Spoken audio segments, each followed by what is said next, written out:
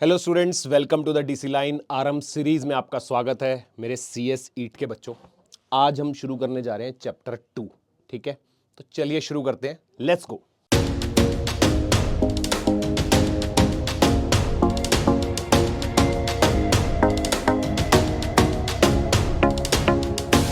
तो बेटा चैप्टर 2 है आपका national income accounting and related concepts. National income बड़ा ही इंटरेस्टिंग चैप्टर है, कई बच्चों ने हो सकता है पहले पढ़ा भी हो, तो देखते हैं वो सब चीज़ें भी हैं जो आपने पढ़ी हैं और कुछ एडवांस चीज़ें भी हैं। ठीक है ना, तो सारा कुछ कवर करेंगे, देखते हैं बारी बारी से। चलो जी, सबसे पहले मीनिंग एंड डेफिनेशन। बेटा नेशनल इनकम से मतलब ही क्या समझते हो आप? पूरी इकोनॉमी की इनकम, एक तरीके से इन जनरल वर्ड अगर बोले तो नेशनल इनकम यानी पूरी नेशन की इनकम, यानी कि पूरी इकोनॉमी में जितनी भी value of goods and services है उनकी वैल्यू टोटल में अगर पूरी इकोनॉमी में एग्रीगेट करके ली जाए तो वही तो होती है नेशनल इनकम। ठीक है ना, तो देखो national income is the measure of total economic activity of the country. It represents the total value of all the final goods and services produced within the domestic territory of the country in a financial year। तो पूरी definition पता होनी चाहिए। Alternative नाम के इसके national dividend भी बोल सकते हैं, नेशनल आउटपुट या नेशनल एक्सपेंडिचर। एक्सपेंडिचर कैसे इनकम हो सकता है? क्योंकि एक पर्सन का एक्सपेंस दूसरे की इनकम, जितना एक्सपेंस होगा, ये बात याद रखनी है, अभी हम मेथड्स पढ़ेंगे आगे, उसमें भी काम आएगी कि जब आप एक्सपेंस करते हो तो आपके लिए वो एक्सपेंस है लेकिन किसी और के लिए इनकम है। राइट, क्या समझ आया? It is the sum of all the incomes, that is wages, rent, interest और प्रॉफिट। ये चारों पे ध्यान दो, ये क्या चीजें हैं? Earned by the factors of production. अब देखो ये चार तरह की इनकम्स है, वेजेस, रेंट, प्रॉफिट और इंटरेस्ट। क्या क्या है ये? जो चार फैक्टर्स ऑफ प्रोडक्शन होते हैं, लैंड, लेबर, कैपिटल और एंटरप्रेन्योर। तो चारों को मिलने वाली इनकम है कि नहीं है? देखो लैंड के लिए क्या जाएगा? रेंट। कैपिटल पे क्या जाएगा? इंटरेस्ट। एंटरप्रेन्योर क्या ले जाएगा? अपना प्रॉफिट। और जो लेबर से उनको क्या मिलेगा? वेजेस, है ना। तो चारों फैक्टर्स ऑफ प्रोडक्शन को मिलने वाली इनकम, समझ गए? तो क्या समझ आया? नेट नेशनल इनकम की अगर हम बात करें तो gross national income minus depreciation. Gross में से अगर हम माइनस कर देते हैं डेप्रीसिएशन तो क्या आ जाता है? नेट। अभी मैं सारे फॉर्मूलाज ब्रीफ करूंगा अभी, ठीक है? अभी देखते चलेंगे एक बारी क्या क्या इंक्लूड होता है इसमें। टैक्सेस या net factor income from abroad, income earned by the resident from overseas minus income earned by the foreigners domestically. मतलब नेट फैक्टर इनकम हम फ्रॉम अब्रॉड की बात करें अगर, तो सीधा मतलब ये है कि कितनी हमारे पास बाहर से इनकम आई माइनस कितनी यहाँ से इनकम बाहर गई, तो जो नेट इनकम हमने अर्न करी है वो निकल जाएगी, है ना। क्या क्या एक्सक्लूड करते हैं इसमें से हम? सब्सिडीज या कोई intermediate goods. Intermediate goods include नहीं करते, वैल्यू एडेड मेथड की बात हो रही है ताकि हम डबल काउंटिंग को अवॉइड कर सकें। क्या कर सकें? डबल काउंटिंग को अवॉइड कर सकें। ठीक है बच्चों, चलो जी। तो तीन मेथड्स हैं हमारे पास, कौन कौन से? एक तो है वैल्यू एडिड मेथड, फिर होगा इनकम मेथड और एक होगा एक्सपेंडिचर मेथड। तीनों मेथड्स के फॉर्मुलाज अभी हम डिस्कस करेंगे, पहले देख लेते हैं। वैल्यू एडिड मेथड में क्या होता है? Total market value of all the final goods and services produce in domestically in the year. इसमें हम क्या काउंट करते हैं? जितनी भी मार्केट वैल्यू है सारी की सारी फाइनल गुड्स एंड सर्विसेज की। ठीक है ना। की component value added by each sector, सारे सेक्टर इंक्लूड है इसमें, agriculture, manufacturing, construction, banking etcetera, सब कुछ। इनकम मेथड में अगर हम बात करें तो जो भी इनकम्स अर्न हो रही है इकोनॉमी में by the factors of production, जो भी फैक्टर्स ऑफ प्रोडक्शन अर्न कर रहे हैं, जो भी हमने पीछे पढ़ा है, चारों फैक्टर्स ऑफ प्रोडक्शन की जो भी इनकम है वो सारी अगर हम टोटल कर देंगे तो हमारे पास क्या आ जाएगी? इनकम आ जाएगी total according to the income method. Wages plus rent plus interest plus profit, सब कुछ। ठीक है। एक्सपेंडिचर मेथड में बात करें, मैंने कहा था कि आप अगर पूरी इकोनॉमी का एक्सपेंस कैलकुलेट कर लोगे तो भी आपको इनकम पता लग जाएगी, यानी sum of all the final expenditures on domestically produce goods and services in a year. जो भी domestically goods and services produce हो रही है उनका अगर आप एक्सपेंस कैलकुलेट कर लो तो इनकम भी पता लग जाएगी, क्योंकि एक्सपेंस जो है वो किसी ना किसी के पास इनकम की फॉर्म में जा रहा होगा। राइट, तो C plus I plus G, ये भी हम पढ़ेंगे formula. Consumption plus investment plus government spendings plus net exports. ठीक है बच्चों, चलो जी। तो अब मेथड्स आ रहे हैं बारी बारी से, पहले हम बात करते हैं वैल्यू एडिड मेथड की। चलो फॉर्मूला हम समझते हैं इसको। अब हम फॉर्मूला लर्न नहीं करेंगे, हम फॉर्मूला थोड़ा सा समझ के करेंगे। ठीक है बच्चों, किसकी बात हो रही है? वैल्यू एडिड मेथड की। वैल्यू एडिड मेथड, ठीक है। क्या होता है ये मेथड, बेसिक से समझते हैं। देखो मैं एक चीज बच्चों को बोलता हूं हमेशा शुरू से कि अगर आप कंसेप्ट को समझोगे ना बच्चों तो फॉर्मूला को लर्न करने की जरूरत नहीं पड़ेगी। आपके कंसेप्ट अगर माइंड में होगा तो आप एक सेकंड में फॉर्मूला खुद से ही लिख सकते हो एग्जाम में यूजिंग द कंसेप्ट। आपको जरूरत नहीं है कि फॉर्मूला का रट्टा मार के ही जाना है ना। तो देखते हैं वैल्यू एडिड मेथड क्या काम करता है। सपोज 100 रुपीज का मैं लेके आया वुड, या मिस्टर ए की बात करते हैं। ए ने क्या करा? ए ने वुड परचेज करी, रॉ वुड कहीं से, ठीक है। अब ये वुड जो आगे क्या गई, इसको बी ने परचेस करा, बी का काम है उस रॉ वुड को काट के प्लैंक्स बनाना उसके फर्नीचर के लिए जो यूज होते हैं, ठीक है ना। तो ये इसने ए ने बी को बेची 250 रुपीज की, कितने की बेची 250 की। तो बी के पास पहुंचते पहुंचते इसमें कितना ऐड हो गया 150, ये चेन देखते जाना आप, ठीक है ना। अब बी ने क्या करा आगे, बी जो है उसके प्लैंक्स बनाता है, ठीक है, और आगे बेचता है किसी को जो सारा कुछ प्लैंक्स को जोड़ के फाइनल फिनिश फर्नीचर में रेडी करता है। तो बी ने उसको बेचा आगे सपोज 300 का, ठीक है, सी को। अब सी क्या करता है, सी जो है आगे होलसेलर्स को बेचता है फर्नीचर, होलसेलर्स को इसने बेचा ये 300 का फर्नीचर सपोज 500 का, ठीक है, और होलसेलर से ये गया रिटेलर्स के पास 700 का, और फाइनली इसको कंज्यूमर के पास ये पहुंचा 1000 रुपीज का। चलो ऐसे समझते हैं। तो हर एक स्टेज पर आप देख रहे हो एक वैल्यू एडिशन हो रहा है। तो मैं आपसे पूछता हूं कि मेरे को वैल्यू एडिशन बताओ कितना हो रहा है। पहली स्टेज पर तो 100 ही है, क्योंकि इससे पहले आपने रॉ वुड खरीदे डायरेक्ट, उससे पहले कोई वैल्यू एडिशन नहीं था। जब ये ए से बी के पास गया तो इसमें कितना वैल्यू एडिशन हो गया 150 का, है कि नहीं। मतलब बी के लिए जो आउटपुट है वो कितना है, बी ने जो ए के लिए आउटपुट है वो 250 है, लेकिन उसमें 150 का एडिड है, वैल्यू एडिड, ठीक है ना।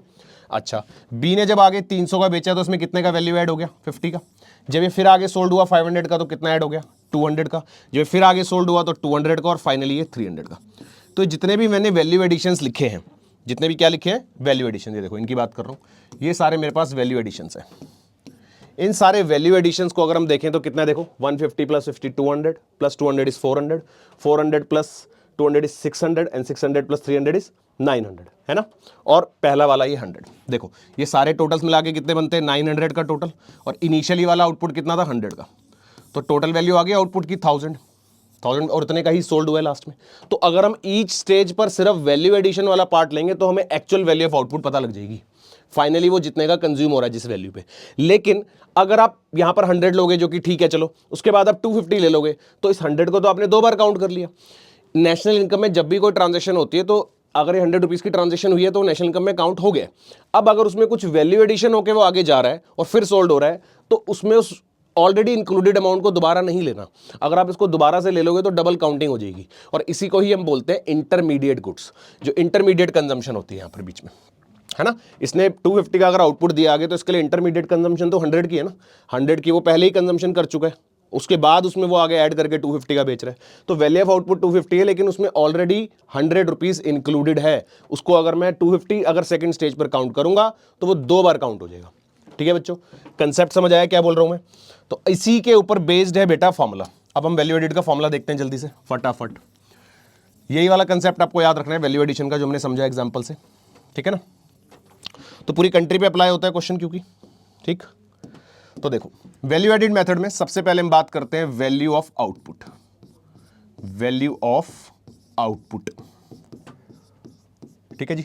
आउटपुट कितने का निकल रहा है, कितना भी हो सकता है, जैसे आप उसमें से कोई भी चेन उठा सकते हो, बी वाली चेन ले सकते हो 250 वाली, ठीक है ना। अब वैल्यू ऑफ आउटपुट में क्या क्या आएगा, वैल्यू ऑफ आउटपुट में आएगा सेल्स, आपने कितने की सेल करी है, ठीक। देखो आउटपुट जो का क्या मतलब है, जो आपने प्रोडक्शन करी है, जो आपने बनाया। अब जो आपने बनाया है जरूरी नहीं है कि आपने सारा का सारा बेच दिया हो। जो भी आपने आउटपुट निकाला है उसमें से कुछ पार्ट आपने बेचा होगा और कुछ अपने अपने स्टॉक में डाल दिया होगा, राइट। तो हम बात कर रहे हैं सेल की, और दूसरा इसके अंदर क्या आ जाएगा, जो आपने बना के रख दिया है जिसको आप फ्यूचर में सेल करोगे। दोनों है तो आउटपुट ही ना। तो इसको मैं क्या लिख रहा हूं, देखो change in stock, change in stock, ठीक है, बात समझ आई। अब चेंज इन स्टॉक का क्या मतलब है, closing stock, closing stock minus opening stock. ऐसे ही तो पता लगेगा चेंज इन स्टॉक। मान लो ईयर की बिगिनिंग में आपके पास थे 1000 यूनिट्स, ये है आपके पास ईयर की बिगिनिंग में, ठीक है ना, और ईयर के एंड में हो गए 1500 यूनिट्स। तो इस बात का मतलब क्या है, सिंपल सा कि 500 ऐड हुए। तो कैसे निकाला, जो ईयर के एंड में था यानी क्लोजिंग, उसमें से माइनस क्या करा आपने, ओपनिंग। समझ आई बात। तो चेंज इन स्टॉक से आपको ये पता लग जाएगा कि ड्यूरिंग द ईयर में आपने प्रोडक्शन कितनी करी है, ठीक है बच्चों। तो ये हम इसमें ऐड करते हैं। अब एक और बात, जो ये सेल्स है ये भी आगे 2 पार्ट्स में डिवाइडेड है। सेल्स भी आप 2 तरीके की कर सकते हो। एक हो सकता है आपने विद इन कंट्री सेल करी हो, कहने का मतलब डोमेस्टिक सेल्स, क्या बोला, डोमेस्टिक सेल्स यानी विद इन कंट्री में होने वाली सेल्स। और दूसरा हो सकता है एक्सपोर्ट। अब समझो जो मैं वर्ड यहां पर लिख रहा हूं, एक एक वर्ड की रेलेवेंस है बच्चों, ये थोड़ा ठीक से लिखते हैं। एक एक वर्ड की रेलेवेंस है। अगर आपको सिर्फ सेल्स लिखा हुआ दिख जाए, क्या बोल रहा हूं मैं, सिर्फ सेल्स लिखा हुआ, ओनली सेल्स, तो दैट मींस वो inclusive of all the two है, यानी कि डोमेस्टिक सेल्स और एक्सपोर्ट इसमें इंक्लूडेड है। सिर्फ सेल्स लिखे होने का मतलब ये है कि टोटल सेल्स, ठीक है, टोटल वर्ड लिखा होना जरूरी नहीं है, सेल्स वर्ड से पता लग जाता है कि वो टोटल सेल्स की बात हो रही है, कि विद इन कंट्री की सेल और प्लस एक्सपोर्ट्स।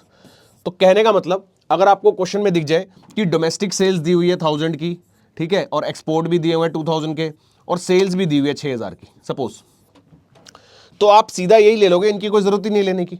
ये 6000 जो सेल्स दिया हुआ है ये ऑलरेडी उसमें इंक्लूडेड है। तो सीधा सा कंसेप्ट है, अगर कोई हेडिंग आपको दिख जाती है तो उसकी सब हेडिंग ऑलरेडी इंक्लूडेड होती है, हम उसको दोबारा से काउंट नहीं करते।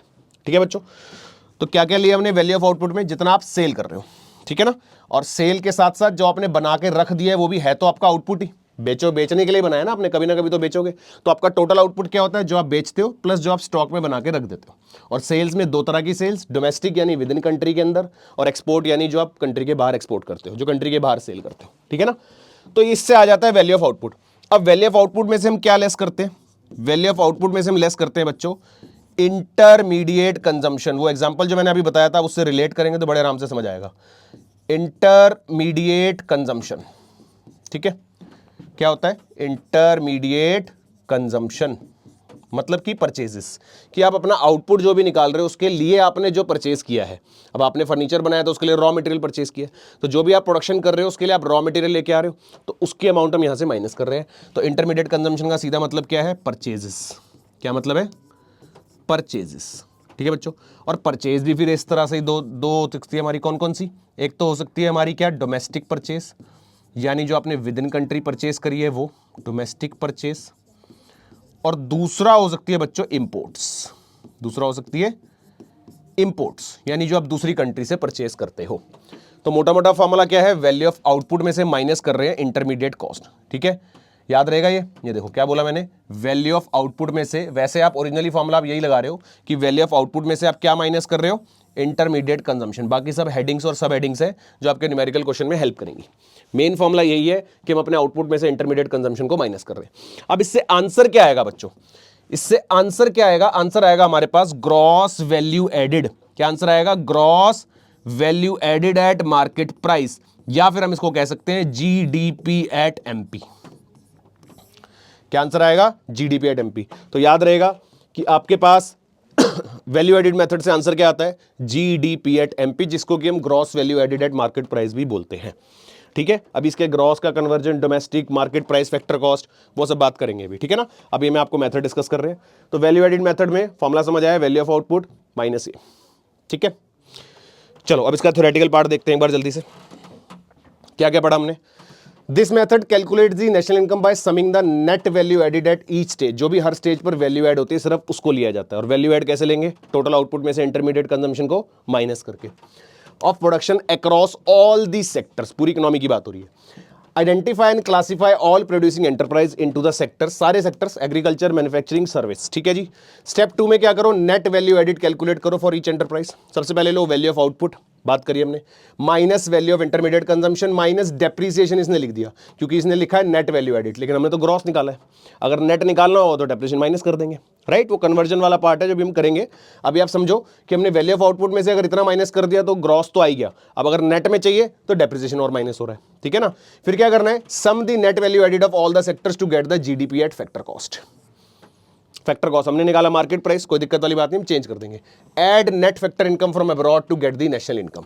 ये स्टेप्स है बेटा, ये आपको यहां से समझ नहीं आ रहे होंगे तो कोई बात नहीं, मैं आपको अभी अलग से ब्रीफ करूंगा। पहले समझते हैं मेथड को। Precautions, avoid the double counting. जो हम इंटरमीडिएट कंजम्पशन माइनस कर रहे हैं वो माइनस ही क्यों कर रहे हैं, ताकि डबल काउंटिंग ना हो। Count only the value of final goods और the value added at the each stage. हर एक स्टेज पर जो वैल्यू एडिशन वाला पार्ट है सिर्फ वही लेना है, आपको डबल काउंटिंग नहीं करनी। ठीक है ना। Do not include the intermediate goods, यानी कि इंटरमीडिएट गुड्स को हम ऑलवेज क्या कर रहे हैं, एक्सक्लूड कर रहे हैं। ठीक है ना।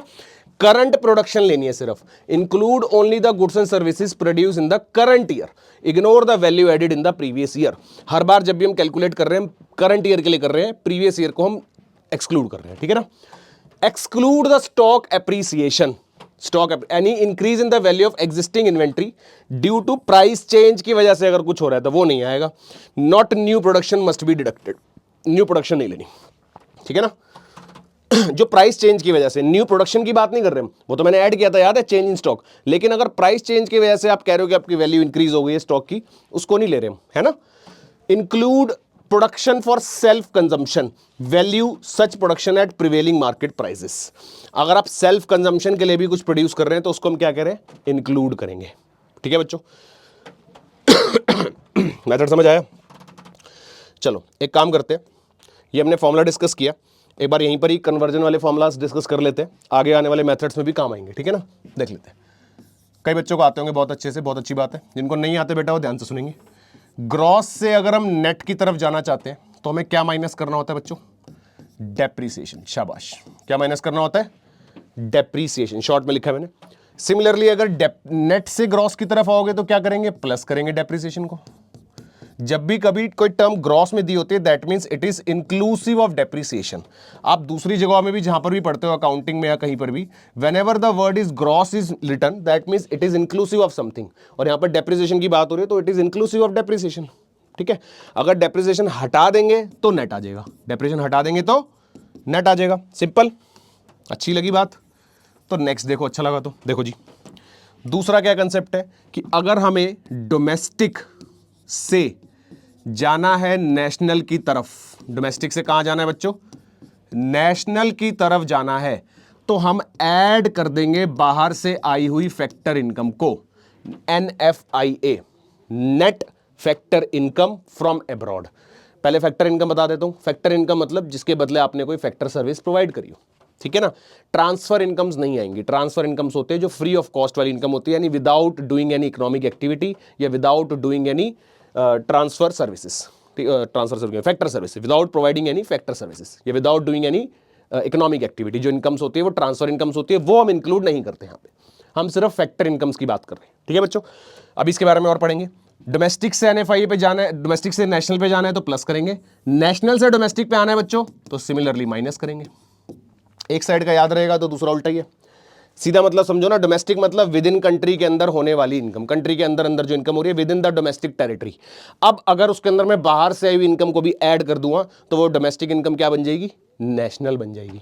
राइट, चलो जी अब समझते हैं फैक्टर कॉस्ट और मार्केट प्राइस। अगर आपको फैक्टर कॉस्ट से जाना है मार्केट प्राइस पर, क्या बोला मैंने, फैक्टर कॉस्ट से जाना है बच्चों मार्केट प्राइस पे, तो हम इसमें ऐड करेंगे नेट इनडायरेक्ट टैक्स। क्या मतलब है, फैक्टर कॉस्ट मतलब प्रोडक्ट को बनाने की कॉस्ट यानी कि फैक्टर्स की कॉस्ट, फैक्टर्स मतलब फैक्टर्स ऑफ प्रोडक्शन की कॉस्ट, यानी लैंड, लेबर, कैपिटल, एंटरप्रेन्योर की कॉस्ट। वो क्या होती है, वेजेस, रेंट, इंटरेस्ट और प्रॉफिट, वो सारी कॉस्ट इसके अंदर इंक्लूडेड है।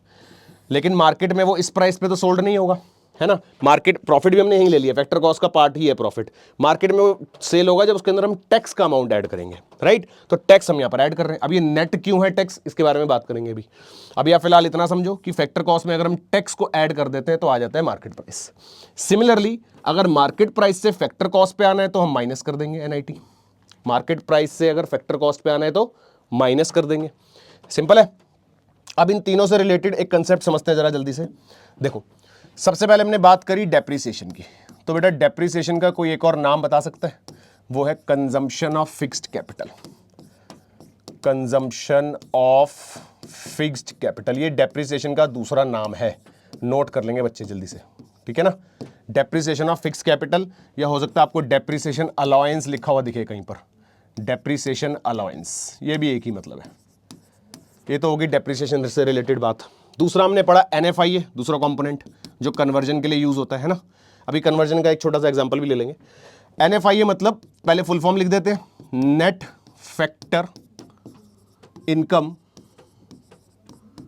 फ्रॉम अब्रॉड, जो बाहर से आई हुई इनकम है उसका नेट वाला पार्ट, ठीक है बच्चों। ये कैसे निकलता है, इसके अंदर हम करते हैं फैक्टर इनकम फ्रॉम अब्रॉड, जो बाहर से मेरे पास इनकम आई है उसमें से हम क्या लेस कर देंगे बच्चों, उसमें से हम लेस कर देंगे factor income to abroad, factor income to abroad. Easy है, फैक्टर इनकम फ्रॉम अब्रॉड में से minus factor income to abroad, तो फ्रॉम में से टू माइनस तो नेट अमाउंट आ जाएगा। सपोज मेरे को बाहर से आना है 50,000, जाना है 30,000, तो नेट तो मेरे को 20 ही आना है ना बाहर से, यही तो बोलूँगा। 50 मेरे को मिलने हैं, 30 मैंने देने हैं, तो 20 ही मिलने हैं, सिंपल। चलो जी, ये बात भी समझ आ गई। तीसरा हमने पढ़ा बेटा नेट इनडायरेक्ट टैक्सेस। नेट देखो, वैसे हम सिर्फ इनडायरेक्ट टैक्स बोल सकते थे, पर हमने नेट क्यों बोला, इसको समझो कि आपने गवर्नमेंट को टैक्स दिया 10 रुपए का, ठीक है, 10 है ये, आपने गवर्नमेंट को टैक्स दिया 10 रुपीज़ का, गवर्नमेंट ने आपको 2 रुपए की सब्सिडी दे दी, यानी आपको किसी चीज़ में बेनिफिट करा दिया, तो नेट अमाउंट तो आपकी पॉकेट से 8 रुपए ही गया ना। आपकी पॉकेट से नेट अमाउंट ऑफ टैक्स कितना गया, 8 रुपीज़। 10 रुपीज़ आपने दिए, 2 का आपको बेनिफिट हो गया, राइट। तो इसलिए हम नेट अमाउंट लेते हैं। ये तो इनडायरेक्ट टैक्स है, ये है नेट इनडायरेक्ट टैक्स, और माइनस क्या हो रहा है इसमें से, सब्सिडीज। कंसेप्ट समझ आ रहा है? मैं फिर बोल रहा हूं, कंसेप्ट से समझोगे तो रटने की जरूरत नहीं पड़ेगी। नेट इनडायरेक्ट टैक्स का मतलब indirect tax less subsidies, simple है, बात समझ आई बेटा? Indirect tax minus subsidies, easy है।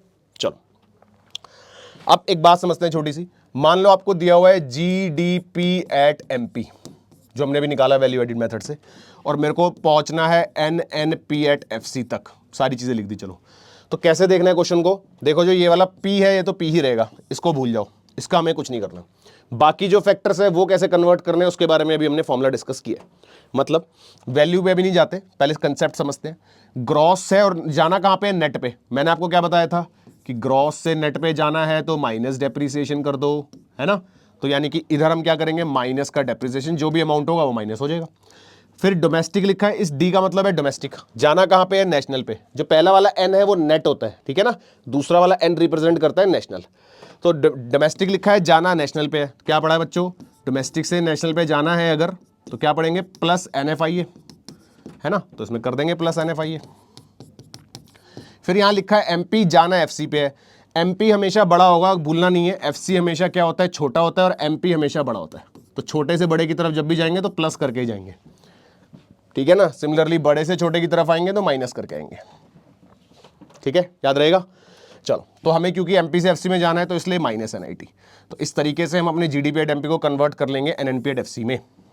तरीका समझ आया कन्वर्जन कैसे यूज करना है हमने, सिंपल है, ठीक है। अब इसके अंदर एक और बात कि मान लो NFIA के एग्जांपल लेते हैं। फॉर एग्जांपल आपको फ्रॉम दिया हुआ है 30 और टू दिया हुआ है 50, मतलब बाहर से आना 30 है, जाना 50 है। तो इस केस में आपका NFIA का जो आंसर है बच्चों वो आएगा माइनस का 20 के, राइट।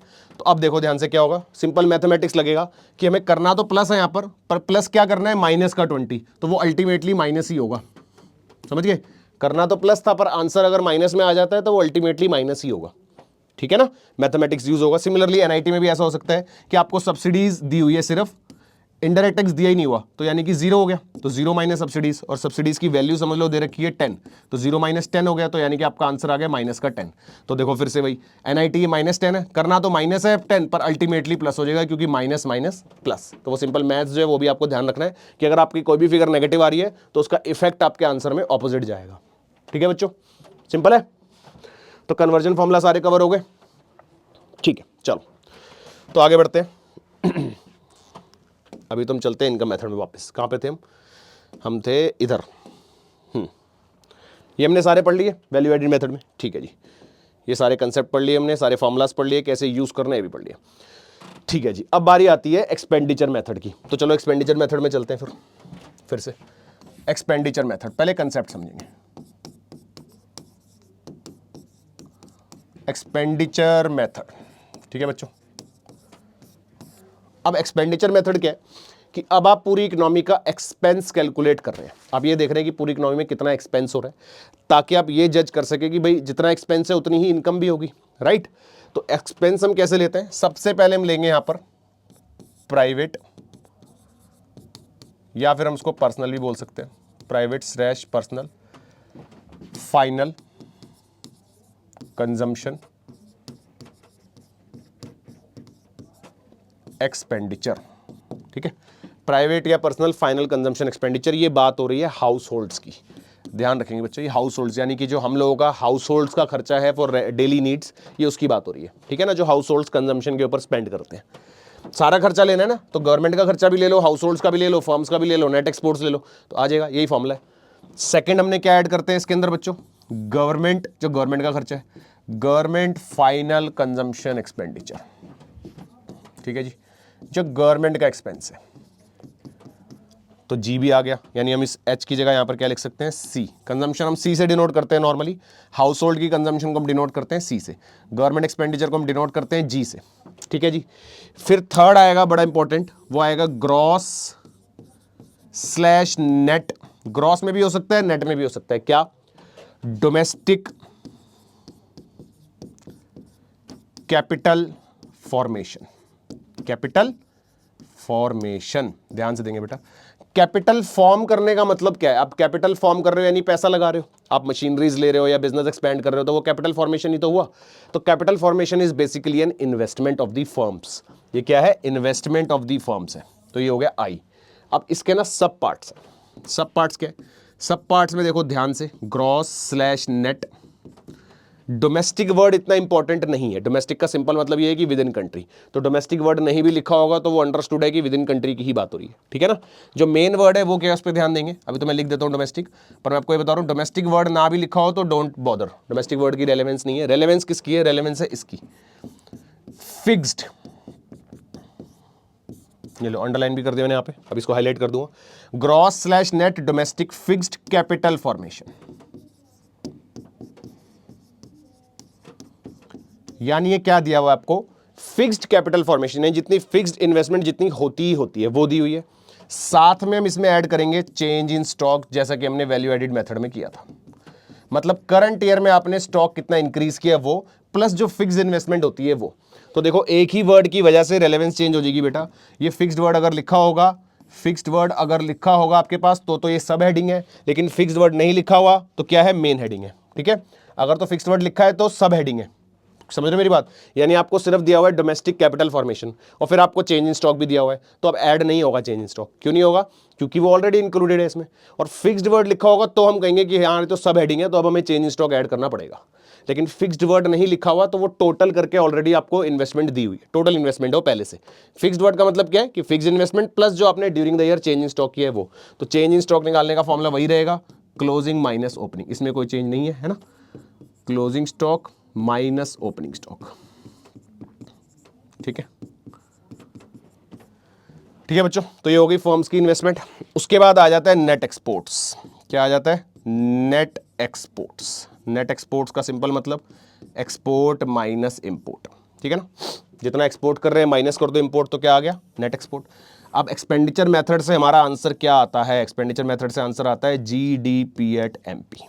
लो जी, क्या जीडीपी एट एमपी आएगा सिर्फ, नहीं, एनडीपी एट एमपी भी आ सकता है।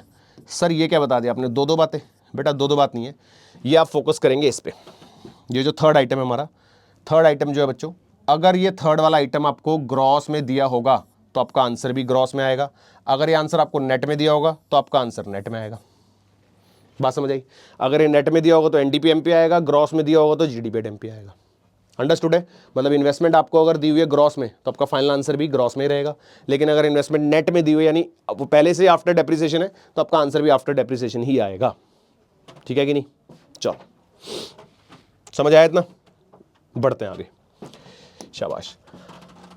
तो देखो क्या क्या पढ़ा हमने, the method adds up all the final expenditure made, जितने भी फाइनल एक्सपेंडिचर है वो सारे ऐड हो जाते हैं इसमें, है ना, सारे के सारे ऐड हो जाते हैं by different economic units during the year. तो नेशनल इनकम का सिंपल मतलब सी plus I plus G plus net exports, यही पढ़े हमने सारे, है ना, यही सब तो पढ़े, सी plus I plus G plus net exports, है ना।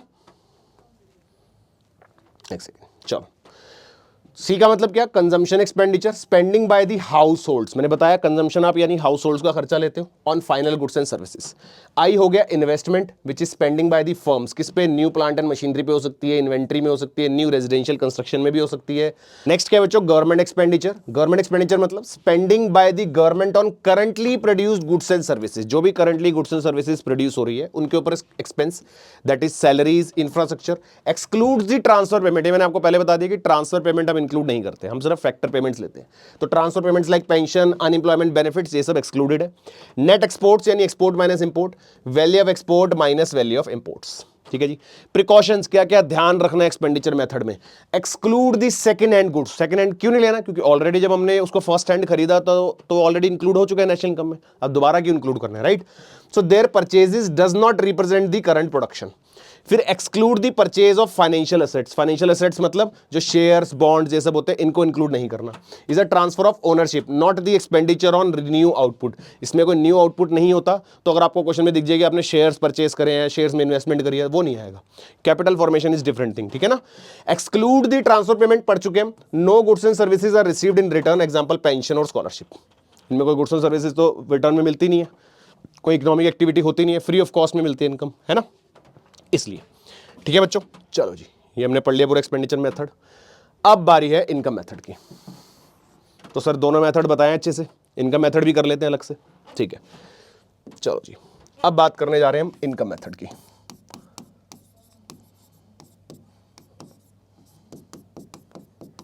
लो जी जल्दी से लिख दिया इनकम मेथड। अब इनकम मेथड में हम पूरी इकोनॉमी के अंदर जो भी इनकम हो रही है उसको कैलकुलेट कर रहे हैं। अब इनकम भी अलग अलग है, देखो या तो लोग कहाँ से अर्न करेंगे, तो लोग जॉब कर रहे हैं, या फिर लोग बिजनेस से अर्न कर रहे हैं, है ना, या फिर और क्या कह सकते हैं लोग सेल्फ एम्प्लॉयड है। सेल्फ एम्प्लॉयड समझते हो, जब आप अपनी सर्विसेज प्रोवाइड करते हो, आप कंपनी सेक्रेटरी बनने के बाद हो सकता है अपनी खुद की फर्म खोलो, अपनी सर्विसेज प्रोवाइड करो, तो आप जो अपनी प्रोफेशनल सर्विसेज दोगे उससे होने वाली इनकम क्या होगी, आपकी सेल्फ एम्प्लॉयड इनकम होगी, राइट।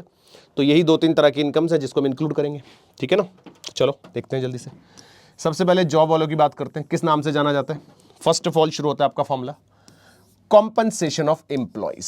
किससे होता है बच्चों, कॉम्पनसेशन ऑफ एम्प्लॉइज, ठीक है जी।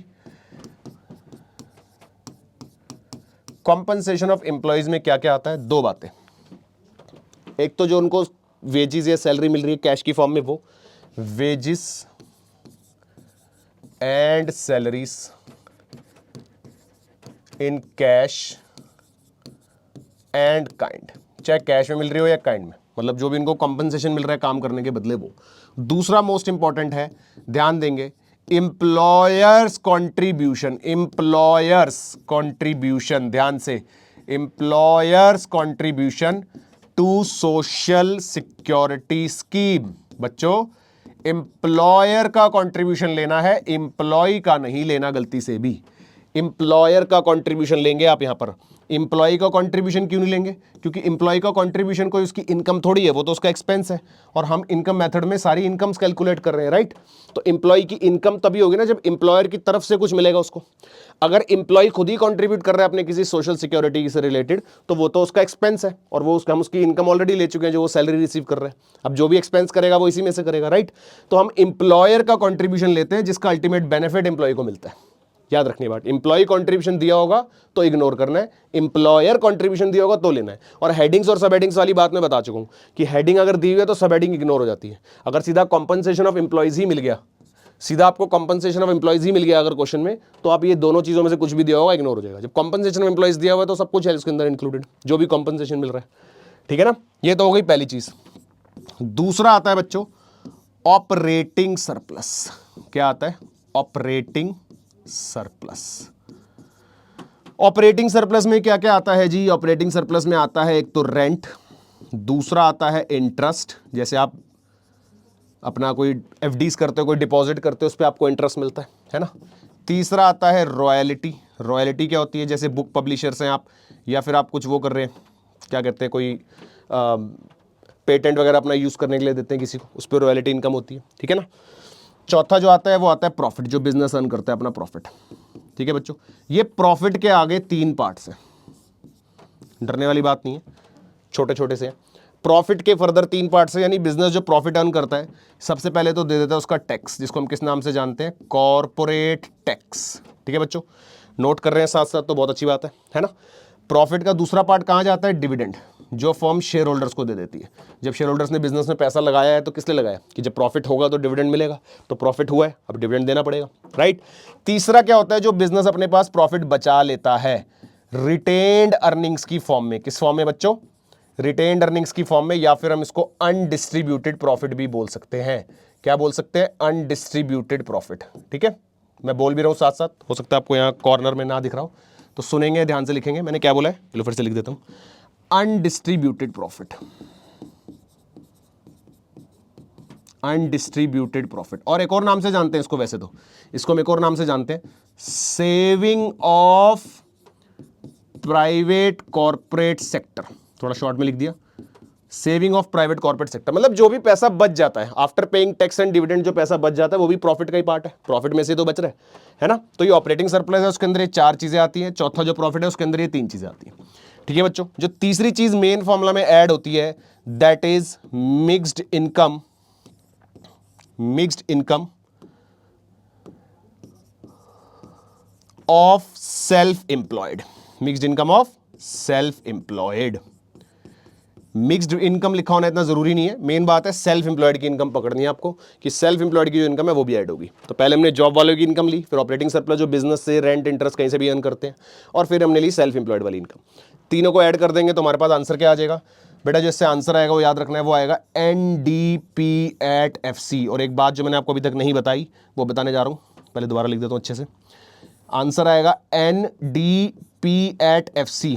क्या पढ़ा है उन दोनों मेथड से, आंसर क्या आ रहा था, GDPMP, दोनों से। एक्सपेंडिचर से NDP भी आ सकता है, पर हम GDPMP और NDPMP दोनों बोल सकते हैं, और वैल्यू एडिड से GDPMP आएगा सिर्फ। और नेशनल ये जो हमारा इनकम मेथड है इससे आंसर क्या आएगा, NDP@FC। और एक बात जो मैंने अभी तक नहीं बताई आपको वो क्या है, देखो, हाँ, NDP-FC जो है बच्चों वो क्या होता है, NDP-FC को ही हम क्या बोलते हैं बच्चों, डोमेस्टिक इनकम। क्या बोलते हैं, डोमेस्टिक इनकम, ठीक है ना। और अगर आपको नेशनल इनकम पूछा जाए, नेशनल इनकम क्या होता है, तो वो होता है बच्चों NNP@FC। तो NNP@FC अगर आपको लिखा हो दिख जाए तो दैट मीन्स किसकी बात हो रही है, नेशनल इनकम की। किसकी बात हो रही है, नेशनल इनकम, ये बात याद रहेगी। तो NNP@FC मतलब नेशनल इनकम, ठीक है, और NDP@FC मतलब डोमेस्टिक इनकम, ठीक है ना। दोनों बातें याद रहेंगी, NDP-FC इसको बोलते हैं और NNP-FC बोलते हैं नेशनल इनकम को, ठीक है जी। चलो अब इसका थ्योरी पार्ट देखें जल्दी से, लेट्स गो। चलो जी, तो हमारा था नेशनल इनकम मेथड ये रहा। चलो, this method sums all the income received. क्या होता है इस मेथड में, सारी की सारी income received bye owners of factors of production हम ले लेते हैं, लाइक वेजिस जो एम्प्लॉयज की इनकम है, रेंट हो गया जो हमने ऑपरेटिंग सरप्लस में पढ़ा, इंटरेस्ट भी पढ़ा, प्रॉफिट भी पढ़ा, और एक और चीज जो है वो है सेल्फ एम्प्लॉयड की इनकम। वेजेस एंड सैलरीज में क्या आता है, सारे compensation to employees, wages, salaries, bonus, fringe benefit, सब कुछ। रेंट में क्या होता है, income from owning and leasing out the property और लैंड।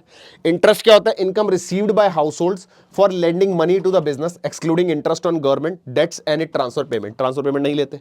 प्रॉफिट में इनकम फ्रॉम द एंटरप्रेन्योर, जिसके अंदर डिवाइड किस में होता है, कॉर्पोरेट टैक्स और proprietorship and partnership profit. Precautions क्या क्या ध्यान रखना है इनकम मेथड में, एक्सक्लूड द ट्रांसफर इनकम, ये तो हम हर जगह ही बोल रहे हैं, ट्रांसफर इनकम को नहीं लेना।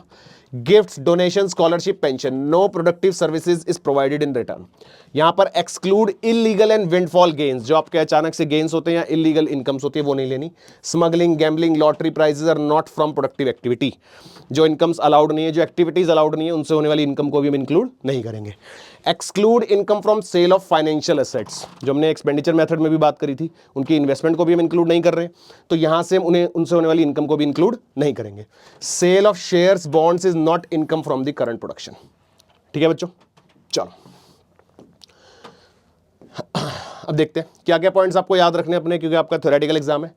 तो the three methods are different ways to looking at the same thing, same circular flow. कैसे, of the income in the economy, production, income और एक्सपेंडिचर। पहले प्रोडक्शन होती है, फिर इनकम जनरेट होती है, फिर उसका एक्सपेंस होता है। अब जब एक्सपेंडिचर होता है वो फिर से फर्म्स के पास पैसा पहुंच जाता है, फिर से प्रोडक्शन एक्टिविटी शुरू हो जाती है। तो क्या मतलब है, देखो, जो जीडीपी हमारा that is gross domestic product is a domestic concept with in the geographical boundary. GDP जब भी हम बोलते हैं तो विद इन द कंट्री की बात कर रहे हैं। जीएनपी या जीएनआई यानी ग्रॉस नेशनल प्रोडक्ट या इनकम का मतलब क्या है, एक नेशनल कंसेप्ट है। Include the net income from abroad, जब नेशनल वर्ड आ गया तो हम बाहर से भी इनकम को भी इंक्लूड करके ही बोल रहे हैं।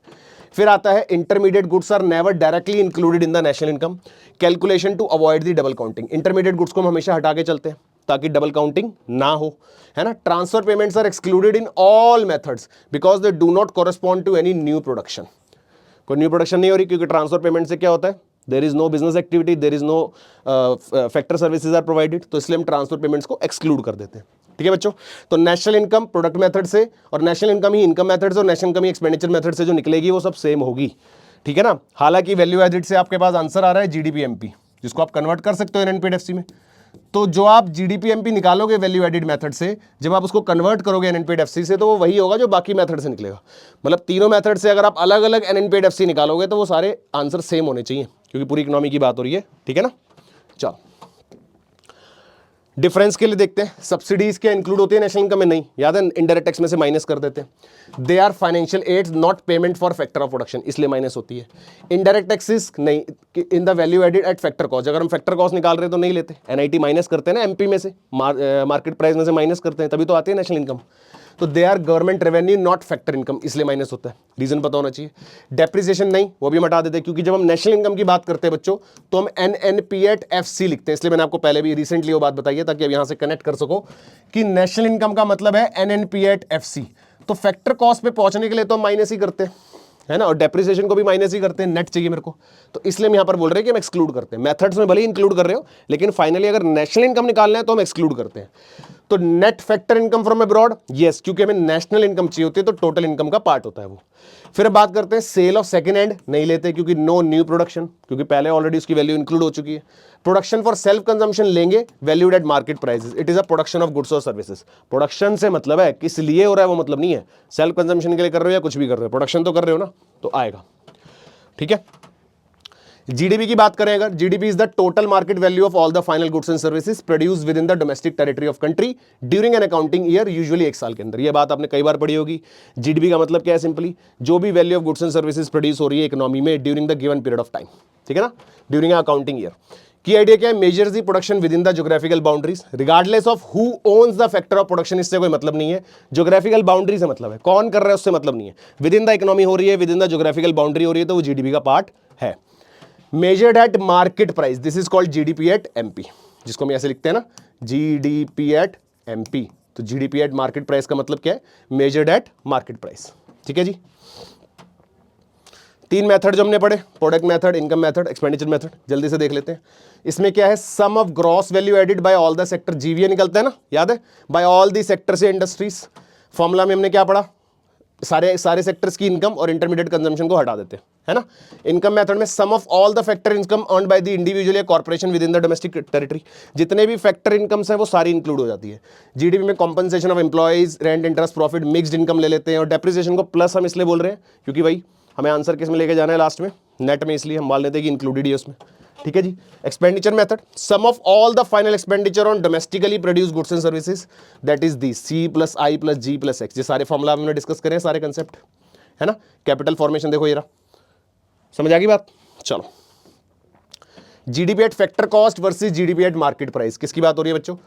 जीडीपी एट एफसी और जीडीपी एट एमपी। नाम से आपको किस चीज का फर्क लग रहा है? एफसी और एमपी का, है ना। और फैक्टर कॉस्ट और मार्केट प्राइस में किस चीज का फर्क होता है बच्चों? Net indirect tax. तो देखते हैं, GDP at MP is value of output measured at current market prices what consumers पे, जो कंज्यूमर पे कर रहा है, कंज्यूमर मार्केट प्राइस पे करेगा। ठीक है। It includes the indirect taxes and excludes the subsidies, क्योंकि जब हम मार्केट प्राइस की बात करते हैं तो उसमें इंक्लूडेड होता है ना नेट इनडायरेक्ट टैक्स। हम फैक्टर कॉस्ट पे जाने के लिए क्या करते हैं? माइनस, तो यानी मार्केट प्राइस जब हम ले रहे हैं तो उसमें इंक्लूडेड है। ठीक है। फैक्टर कॉस्ट में क्या है? Measured at the cost of factors of production. जब हम जीडीपी एट एफसी बोल रहे हैं तो हम फैक्टर कॉस्ट की बात कर रहे हैं कि जीडीपी वो बताओ कि जो बनाने तक की कॉस्ट है, टैक्स को ऐड मत करो उसमें, तो it is exclusive of tax, right. So excludes indirect tax and include subsidies. तो अब माइनस प्लस की बात हो रही है वो, तो अल्टीमेटली हम नेट इनडायरेक्ट टैक्स को यहां पर एक्सक्लूड करते हैं और यहां पर इंक्लूड करते हैं। ठीक है ना। कन्वर्जन फॉर्मूला जो हमने डिस्कस किया हुआ है, अगर इसको यहां तक लेके जाना है, जैसे देखो जीडीपी एट एमपी में से अगर मैं माइनस कर दूंगा ये, तो ये आ जाएगा। सिंपल है, इस प्लस से कंफ्यूजन तो नहीं हो रही, ये ब्रैकेट ओपन हुई है बेटा मैथमेटिकली, ओरिजिनली ये ऐसे लिखा गया माइनस और यहां पर ये, तो जब आप ब्रैकेट ओपन करोगे बाहर माइनस तो अंदर प्लस हो जाएगा, simple. Components of GDP at factor cost में compensation of employees, operating surplus, mixed income, ये हमने फॉर्मूला सारे डिटेल में डिस्कस कर लिए। ठीक है ना। एनडीपी, नेट डोमेस्टिक प्रोडक्ट, जो नाम से समझ आ रहा है वही मीनिंग है, यानी कि हम क्या कर रहे हैं? एक्सक्लूसिव ऑफ डेप्रिसिएशन ले रहे हैं। ठीक है ना। Accounts for the wear and tear, depreciation of the capital use in the production process. So NDP at factor cost is GDP minus depreciation. Depreciation का मतलब क्या है? It is also called consumption, capital consumption allowance, ये भी आप नाम add कर सकते हो डेप्रिसिएशन में। It is the loss of value of capital asset, जैसे मशीनरी और building, due to use and obsolescence, मतलब नॉर्मल यूजेज करने से जो वैल्यू में लॉस होता है एसेट। ठीक है ना। Significance, NDP shows the net output available for consumption and investment after maintaining the existing capital stock. Significance क्या है? एनडीपी हमें ये दिखाता है कि हम कितना नेट आउटपुट हमारे पास अवेलेबल है after reducting the depreciation, after reducing the depreciation. ठीक है बच्चों। चलो, अब आता है nominal GDP versus real GDP. ये थोड़ा अब उस वाले कंसेप्ट से हम अलग हो गए, तीनों मेथड से, एनडीपी, जीडीपी, एमपी, एफसी सब पढ़ लिया। अब तीनों मेथड से थोड़ा सा अलग हो गए, ये आप लोगों के लिए नया भी होगा, बहुत से बच्चों के लिए पहली बार पढ़ रहे होंगे, है ना, या हो सकता है कई बच्चों ने पहले पढ़ा भी हो। Let's see. तो देखो जीडीपी तो हमने समझ लिया, नाउ अब हम बात कर रहे हैं नॉमिनल और रियल जीडीपी। देखो जब हम नॉमिनल जीडीपी की बात करते हैं ना, तो हम लेते हैं करंट ईयर की प्रोडक्शन और करंट ईयर का ही प्राइस। एग्जांपल के तौर पे मान लो कोई भी प्रोडक्ट पहले 2025, अब जैसे 26 स्टार्ट हो गया अगर, तो 2025 में उसका प्राइस था 10 और उसकी क्वांटिटी सोल्ड होती थी, पूरी इकोनॉमी की बात हो रही है, जीडीपी किसी एक सेलर की बात तो हो नहीं रही, कोई भी प्रोडक्ट 10 रुपीज़ का था और उसकी क्वांटिटी सोल्ड होती थी 100, है ना, तो यानी इकोनॉमी में जीडीपी में ऐड होता था 1000। ठीक है, ये बात समझ आ गई। अब 2026 में आके क्या हुआ, प्राइस बढ़ गया, इसका प्राइस हो गया 15, क्वांटिटी अभी भी 100 ही सोल्ड हो रही है। अब देखना ध्यान से, अब जीडीपी जो है हमारी वो हो गई है 1500, तो ये तो इंक्रीज इन जीडीपी है, तो बढ़िया लग रहा है, जीडीपी बढ़ गई, लेकिन ये तो सिर्फ और सिर्फ इन्फ्लेशन की वजह से जीडीपी बढ़ी है, मेरी प्रोडक्शन तो बढ़ी ही नहीं, मेरी जो कंजम्पशन थी यूनिट्स की, नंबर ऑफ यूनिट्स की, वो तो बढ़ी नहीं, प्रोडक्शन तो अभी भी यानी उतनी हो रही है, जो प्रोड्यूसर है वो डिमांड के हिसाब से बनाएगा ना, वो अभी भी उतना ही बना रहा है, 100 के 100 यूनिट बिक रहे हैं, सिर्फ प्राइस बढ़ गया है। तो प्राइस बढ़ने की वजह से अगर जीडीपी में चेंज दिख रहा है तो उसको हम बोलते हैं नॉमिनल जीडीपी, क्योंकि वो रियल नहीं है, it is not real, real GDP थोड़ा ना ये तो प्राइस बढ़ने की वजह से हुआ है खाली। तो प्रोडक्शन में कुछ इंक्रीज पता लग रहा है कि इससे नहीं, सिर्फ प्राइस का इंक्रीज पता लग रहा है, राइट। अच्छा, अगर मैं दोनों चेंज कर दूं तब भी आपको एक्चुअल नहीं पता लगेगा। देखो अगर मैं यहां पर आप कहोगे सर आप प्राइस और वो दोनों क्यों नहीं चेंज करे, तो दोनों कर देते हैं। अब हमारी मान लो यूनिट्स चेंज हो गए, फॉर एग्जांपल 120, कितने हो गए 120, ठीक है जी। तो अब ये कितना हो गया हमारे पास, 15 × 12 कितना हो गया बच्चों, 15 12 5 दूनी 10, 5 × 5 6, तो 1 2, ये हो गया हमारे पास 180, ठीक है ना। तो 180 यानी कि 1800। तो अब आप कहोगे सर अब तो प्रोडक्शन भी बढ़ रही है, अब दिख रहा होगा, नहीं, अभी भी ये मिक्स है, जो इसमें इंक्रीज इन जीडीपी दिख रहा है वो मिक्स है, यानी इसके अंदर प्राइस का और आउटपुट दोनों का इंक्रीज शो हो रहा है। मेरे को वो जीडीपी चाहिए जिसमें सिर्फ और सिर्फ प्रोडक्शन का इंक्रीज दिखे, कि इकोनॉमी में प्रोडक्शन कितनी इंक्रीज हुई है गुड्स एंड सर्विसेज की, प्राइस से मतलब नहीं है, प्रोडक्शन कितनी इंक्रीज हुई है, तो वो हमें बताता है रियल जीडीपी। अब देखो क्या चेंज होगा, कि भले ही मेरा प्राइस 15 हो गया, लेकिन जब मैं न्यू जीडीपी कैलकुलेट कर रहा हूं ना बच्चों, जब मैं न्यू जीडीपी यानी कि 2026 की जब मैं जीडीपी कैलकुलेट कर रहा हूं, तो मैं उसमें प्राइस 25 का ही ले रहा हूं, प्रोडक्शन नई वाली ले लूंगा, लेकिन जो प्राइस लूंगा वो पिछले वाला ही लूंगा, 2025 के प्राइस को नहीं इंक्रीज करेंगे। तो क्या समझ आया, 120 × 10 = 1200। तो ये लो, अब मेरे को पता लग रहा है कि एक्चुअल जीडीपी में कितनी ग्रोथ है। अगर ये 100 ही रहता ना, तो यहां पे 1000 ही रहता, तो हम कहते हैं there is no real GDP growth है ही नहीं, ठीक है ना। यानी कि जो पहले वाला एग्जांपल था वो भी ले लेते हैं एक बार जल्दी से। अगर मैं यहां पर 100 ही रखूं, यहां पर मैं रखूं 100 ही, तो मेरा रियल जीडीपी 1000 आएगा, और पहले 1000 था अभी भी 1000 है, तो मैं कहूंगा there is no actual growth in the GDP, क्योंकि प्रोडक्शन उतनी की उतनी है, प्राइस बढ़ा है सिर्फ, जिसको हम रियल जीडीपी में तो शो करते ही नहीं है, समझ गए। तो दिस इज रियल जीडीपी। और जो पहले निकाला था जिसके अंदर हम उसी ईयर का प्राइस और उसी ईयर की क्वांटिटी लेते हैं, उस ही ईयर का प्राइस और उसी ईयर की क्वांटिटी, वो नॉमिनल होता है। लेकिन रियल में हम क्या करते हैं, क्या समझ आया, कि क्वांटिटी हम लेते हैं करंट ईयर की, लेकिन प्राइस लेते हैं किसी बेस ईयर का, जो करंट ईयर से पहले वाला कोई भी ईयर हो सकता है, जिसको हमने बेस माना है। यहां पर जैसे मैंने 25 को बेस मान लिया, ठीक है ना। तो क्या कहते हैं, क्वांटिटी करंट ईयर की, प्राइस किसी भी बेस ईयर का, दैट इज रियल जीडीपी। और नॉमिनल में क्या होता है, प्राइस भी करंट ईयर का और क्वांटिटी भी करंट ईयर की। डिफरेंस समझ आया। तो देखो 1200 से एक बार लेके एक चीज और बताता हूं छोटी सी। अगर हम यहां पर हमने कितना लिया 120 है ना, तो रियल जीडीपी अब कितना आ रहा है 1200, जबकि हमारा नॉमिनल आ रहा था 1800 2026 का। तो कितना डिफरेंस है यहां पर, 600 का डिफरेंस है ना। तो इससे हम पता लगाएंगे इन्फ्लेशन, हम नॉमिनल जीडीपी और रियल जीडीपी की हेल्प से अपना इन्फ्लेशन का रेट पता लगा सकते हैं, समझ गए ना। यानी अब हम कंपेयर करेंगे दोनों को, तो हमें पता लग जाएगा कि एक्चुअल में इन्फ्लेशन कितना हो रहा है, और उसी को हम बोलते हैं, जब हम इनका रेशो बनाएंगे तो उससे जो अमाउंट निकलता है दैट इज जीडीपी डिफ्लेटर, कि इकोनॉमी में कितना डिफ्लेट हुआ है GDP with the reason of, या with due to inflation, that is GDP deflator. कि रियल जीडीपी जो होना चाहिए वो ना होकर नॉमिनल जीडीपी जो हो रहा है इकोनॉमी में बिकॉज ऑफ इन्फ्लेशन, तो वो किस रीजन से हो रहा है या कितना हो रहा है, कितना डिफरेंस आ रहा है नॉमिनल और रियल में, तो वो हमें बताएगा जीडीपी डिफ्लेटर। ठीक है बच्चों, अब देखते हैं कंसेप्ट, अब मजा आएगा पढ़ने में। कंसेप्ट थोड़ा माइंड में बैठ गया ना, तो अब थोड़ा पढ़ते हैं आराम से। चलो जी, लेट्स सी।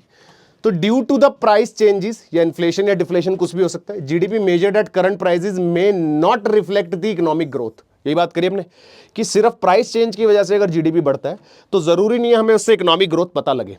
है ना। तो नॉमिनल जीडीपी क्या है देखो, value of goods and services measured at current years market price affected by change in both output and price, दोनों से, can be misleading due to high inflation और हाई डिफ्लेशन। अगर बहुत ज्यादा इन्फ्लेशन या डिफ्लेशन हुआ तो ये मिसलीडिंग भी हो सकता है।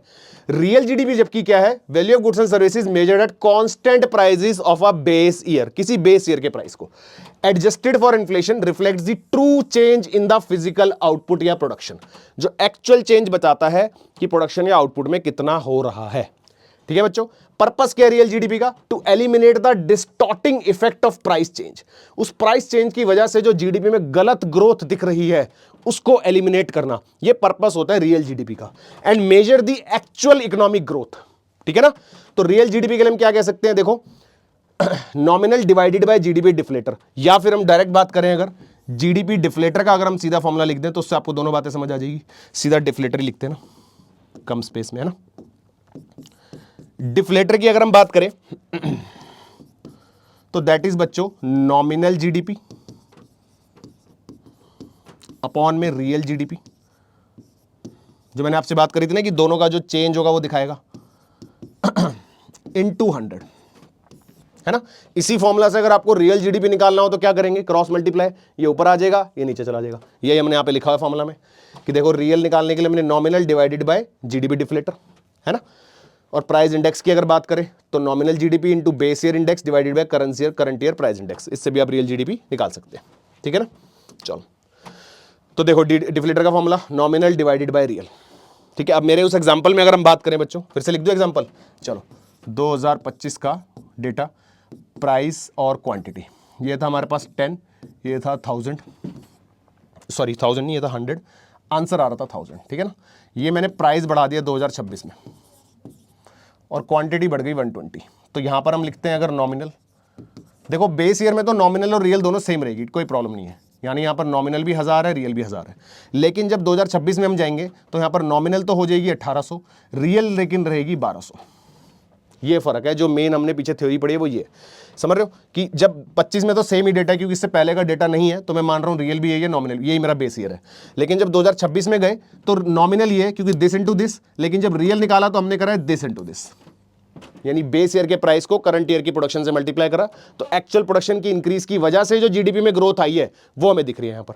ठीक है ना, तो डिफ्लेटर हम क्या कर रहे हैं यहां पर, डिफ्लेटर के लिए हम फॉर्मूला क्या ले रहे हैं, इस ईयर की बात करें तो nominal divided by real into 100, यही कर रहे हैं।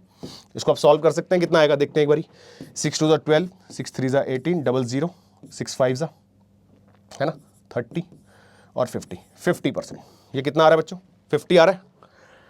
चेक करेंगे एक बार दोबारा से, ये लो मैंने थोड़ा जल्दी कर दिया ना, दोबारा देखते हैं। ये आ रहा है नॉमिनल था हमारे पास 1800, रियल है 1200 इंटू 100, हाँ ठीक है।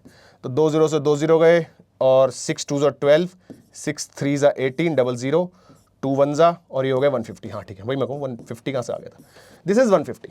तो देखो कंसेप्ट क्या है, ये 100 से ऊपर जितना भी आता है ना, ये 150 का मतलब क्या, अगर आपका डिफ्लेटर 150 आ रहा है तो दैट मींस ये 100 से ऊपर जितना भी है ये आपको दिखा रहा है आपका इन्फ्लेशन। अब ध्यान दो, इन्फ्लेशन कितना था, 10 से 15 रुपए हो गया था, तो ये कितना परसेंट इंक्रीज हुआ है, 5 का इंक्रीज हुआ ना, 5 जो है 10 का कितना परसेंट है बच्चों, 50% है कि नहीं है ना। और मैंने यहां क्या बोला, डिफ्लेटर की वैल्यू जो आती है आपके पास और वो जितनी भी 100 से ज्यादा होती है वही मेरा क्या होता है इन्फ्लेशन। तो अगर ये 150 आ रहा है तो यानी 50% इज द इन्फ्लेशन। और हमने कैसे निकाला, नॉमिनल और रियल को कंपेयर करके with the help of GDP deflator. तो मेरा डिफ्लेटर जो आता है वो ये बताता है कि कितना उसमें से इन्फ्लेशन है और कितना एक्चुअल में होना चाहिए था। मतलब अगर आप इसमें बात करें 1200 और 1800 में, हमने इन दोनों से कंपेयर करके ये निकाल दिया कि इकोनॉमी में इन्फ्लेशन कितना हुआ है। तो इन्फ्लेशन हुआ है 50% का, समझ गए। तो अगर ये 100 ही आएगा तो नो इन्फ्लेशन, 100 से ज्यादा आएगा तो जितना भी 100 से ज्यादा है वो इन्फ्लेशन, 100 से कम आ जाता है तो डिफ्लेशन भी हो सकता है। ये प्राइस अगर कम कर दोगे तो यहां पर वैल्यू 100 से कम आएगी और जितना भी 100 से कम होगा वो उतना परसेंटेज क्या होगा, डिफ्लेशन। ठीक है ना, चलो ये बात यहां पर है, देखो फॉर्मूला पढ़ लिया, 100 फॉर द बेस ईयर यानी इंटू 100 जो हम करते हैं।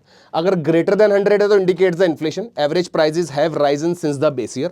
लेस देन 100 है तो deflation, average prices have fallen since the base year.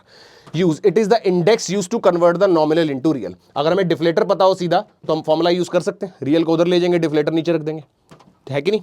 चलो और इंपॉर्टेंट पॉइंट्स अब क्या क्या डिस्कस करें हमने, why three methods, they represent three phases of the circular flow of income. जो तीन फेजेस कौन कौन से होते हैं, पहले प्रोडक्शन होती है, फिर इनकम जनरेट होती है, फिर डिस्पोजिशन होती है। डिस्पोजिशन में क्या होता है, हम लास्ट में उसको फाइनली स्पेंड करते हैं और वो पैसा घूम के वापस फर्म्स के पास चला जाता है, वो फिर से प्रोडक्शन में लगाती है, फिर से सेम साइकिल शुरू हो जाती है ना। फैक्टर कॉस्ट का मतलब क्या है, इनकम जनरेशन। मार्केट प्राइस का मतलब है एक्सपेंडिचर और output valuation. Depreciation is the cost of production not income. Depreciation एक कॉस्ट ऑफ प्रोडक्शन का पार्ट है, अकाउंटिंग में भी पढ़ते होगे आप, राइट, कि कॉस्ट ऑफ प्रोडक्शन का पार्ट है। Hence it is subtracted from the GDP to get the truer measure of the national income available, इसलिए हम उसको माइनस करते हैं। नॉमिनल और रियल जीडीपी पढ़ा। Always specify which one you are referring to when discussing economic growth. Real growth is the growth at real GDP. Real growth का मतलब क्या है, रियल जीडीपी। रियल जीडीपी से ही पता लगती है रियल ग्रोथ कितनी है। जीडीपी डिफ्लेटर और सीपीआई यानी consumer price index. GDP deflator covers all the domestically produced goods and services, while की जो सीपीआई हमारा it covers only a basket of consumer goods and services. अगर हम डिफ्लेटर पढ़ते हैं तो सारे के सारे गुड्स एंड सर्विसेज आते हैं, लेकिन जब हम सीपीआई स्टडी करते हैं तो हम सिर्फ कंज्यूमर गुड्स एंड सर्विसेज की बात करते हैं बच्चों। बातें क्लियर हुई यहां तक? चलो जी, फिर आता है gross national product. GNP is the total market value of all the goods. नाम से पता लग रहा है क्या है भाई, ग्रॉस है यानी कि इंक्लूसिव ऑफ डेप्रिसिएशन है। नेशनल मतलब पूरी कंट्री की बात हो रही है, तो कुछ नया लग नहीं रहा है इसके अंदर, है ना। And services produce by the normal resident of a country whether within और आउटसाइड द डोमेस्टिक टेरिटरी, चाहे अंदर हो या बाहर हो, दोनों, क्योंकि नेशनल की बात हो रही है ना। ड्यूरिंग आर अकाउंटिंग ईयर, तो GNP measure the production of the country's national, whereas GDP measure the production within the account. तो जब डी वर्ड आ रहा है तो डोमेस्टिक यानी within domestic territory, national word आ रहा है तो बाहर का भी इंक्लूड हो रहा है ना, दोनों। तो रिलेशनशिप क्या है, जीडीपी में अगर हम एनएफआई ऐड कर दे तो आ जाता है। ये सारे कन्वर्जन फॉर्मुलाज हम पढ़ चुके हैं। एनएफआई का income earned by the resident from abroad minus income earned by the foreigners domestically, यानी जो यहां से अर्न करके बाहर ले जाते हैं, राइट। क्लियर हुआ बच्चों? कंपोनेंट्स क्या है जीएनपी के, क्या क्या इंक्लूड होता है इसमें, consumer goods and services, all items that satisfy the immediate wants. GNP में क्या इंक्लूड होता है, कंज्यूमर गुड्स एंड सर्विसेज। दूसरा gross private domestic investment, expenditure on fixed capital formation, residential construction, changes in inventories. ये सारे हमने investment में पढ़े। जो आपका एक्सपेंडिचर मेथड है उसमें कैपिटल फॉर्मेशन होती है, तो वो इनमें से कुछ भी हो सकती है, ठीक है ना। Government goods and services, all output produce by the government, नाम से पता लग रहा है। Net exports of goods and services में एक्सपोर्ट माइनस इंपोर्ट, या फिर हम कह सकते हैं net income from the abroad in the form of exports, ठीक है जी। क्लियर हुआ बच्चों? चलो जी, important consideration and exclusion, what is not included. Intermediate goods include नहीं होंगे, पढ़ लिया। To avoid the double counting only final goods and services are counted. Non market या फ्री सर्विसेज जैसे कि मदर्स केयर या फ्री टीचिंग, कैजुअल परफॉर्मेंस, ये सब इंक्लूड नहीं होगा। क्यों? क्योंकि उनकी मार्केट वैल्यू एक्यूरेटली डिटरमाइन नहीं हो सकती। Cell purchase of second hand नहीं होगा, क्योंकि हम ऑलरेडी इसको इंक्लूड कर चुके हैं। No new production is created, it is merely a transfer of ownership को हम नहीं लेते, ठीक है ना। ट्रांसफर पेमेंट्स नहीं होगी, पहले भी पढ़ लिया है, क्योंकि कोई कॉरेस्पॉन्डिंग एक्टिविटी नहीं है उनके लिए, सेम बात, कुछ नया नहीं है बच्चों। Capital gains and losses from the price change of the, अगर कोई एसेट सेल परचेज होता है तो उस पर कैपिटल गेन या कैपिटल लॉस हो सकता है, पर हम इसको भी इंक्लूड नहीं करते। Not a result of current production unless new construction is involve. अगर कोई करंट प्रोडक्शन का पार्ट है तो ठीक है, नहीं तो नहीं लेंगे, ठीक है ना। इलीगल या ब्लैक मार्केट जो एक्टिविटीज ही अलाउड है, इलीगल है, तो उनसे जनरेट होने वाली इनकम को भी हम इंक्लूड नहीं करेंगे। सोशली अनडिजायरेबल है, डिफिकल्ट टू ट्रेस है, and may involve foreign goods. उसके अलावा income from foreign made smuggled goods, फिर से वही, कोई इलीगल एक्टिविटी है अगर, तो उससे जनरेट होने वाली इनकम को भी हम नहीं लेंगे। They are not produced by the country's resident, इसलिए, ठीक है जी। तो 3 approaches to measure the GNP. बेटा ये मेथड हम डिस्कस कर चुके हैं, इनकम मेथड, इसमें कुछ भी नया नहीं है, मैंने इसलिए आपको अलग से ही डिटेल में बता दिए थे, या वीडियो पॉज करके आराम से देख सकते हैं। इस पूरे में कोई भी ऐसा पार्ट नहीं है जो हमने ना करा हो, ये पूरा हम डिस्कस कर चुके हैं बेटा डिटेल में। वीडियो पॉज करके आप इसको आराम से पढ़ सकते हैं, पूरा डिस्कस हो चुका है। एक्सपेंडिचर मेथड भी डिस्कस हो चुका है, वैल्यू एडिड मेथड भी डिस्कस हो चुका है। मैं साइड हो जाता हूँ, आप लोग वीडियो पॉज करके इसको आराम से डिस्कस कर सकते हैं, ठीक है, या पढ़ सकते हैं, रीड कर सकते हैं, नोट कर सकते हैं। ये पूरा हम डिस्कस कर चुके हैं, ठीक है ना। चलो जी, तो ये हम चैप्टर 1 का भी इतना ही करते हैं बेटा, चैप्टर 2 का भी हम इतना ही पार्ट करते हैं, बाकी का करेंगे नेक्स्ट वीडियो में, ठीक है। चलो मिलते हैं नेक्स्ट वीडियो में, कमेंट करके जरूर बताना बच्चों कैसा लगा। मिलते हैं नेक्स्ट, तब तक के लिए keep learning and all the best.